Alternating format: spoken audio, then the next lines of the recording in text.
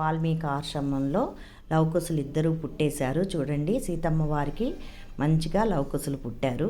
లవకుశులు ఇలా డ్రా చేశాను నేను.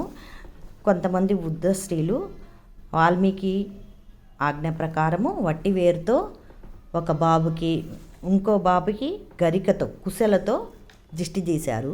వట్టి వేరుతో దిష్టి తీసిన బాబుకి లవుడు అని, గరికతో కుశలతో దిష్టి తీసిన బాబుకి కుశుడు అని వాల్మీకి మహర్షి పేరు పెట్టడం జరిగింది. చూడండి, ఇది రీజను లవకుశులు అని పేరు పెట్టారు. నెక్స్ట్ వాల్మీకి మహర్షి కొన్ని రక్షలు వృద్ధ స్త్రీలకు ఇస్తే వాళ్ళు ఏం చేశారో ఆ రక్షలు చెరొక రక్ష లవుడికి కుశుడికి చేతికి కట్టడం అనేది జరిగింది.